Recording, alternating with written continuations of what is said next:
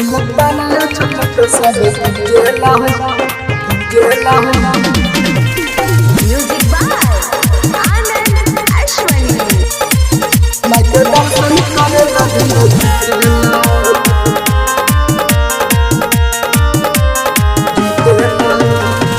ऐसे ससुर के संघर कैली माई ऐसे होला हवन कर पूजा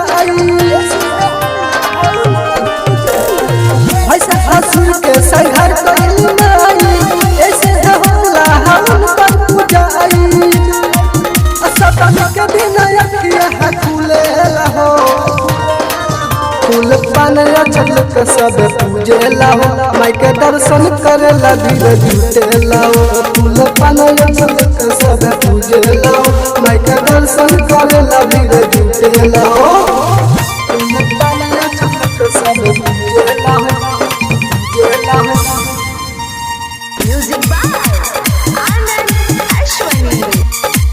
माई के दर्शन करेला धीरे जुटेला हो लक्ष्मी रिकॉर्डिंग स्टूडियो सरवते महिला है करली सवारी चतुर्दशहरा है आजली हाली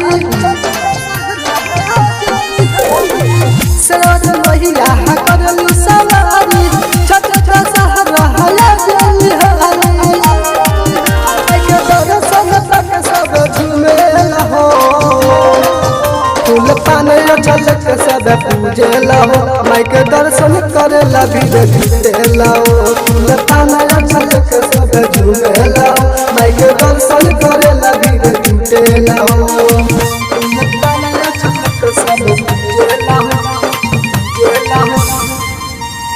म्यूजिक बाय आनंद अश्वनी। माई के दर्शन करेला धीरे जुटेला हो।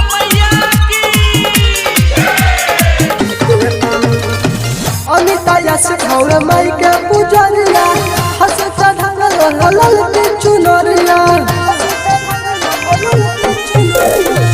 अनिता यश खौर माई के पुजरिया हंस चढ़ल हलल के चुनरिया घर में न भया हद सर नरियल फोड़े फूल पान छलक सब पूजेला माई के दर्शन करेला धीरे जुटेला फूल पान छलक सब पूजेला माई के दर्शन करेला धीरे जुटेला ऐसे ससुर के संघर कैली माई ऐसे होला हवन कर पूजा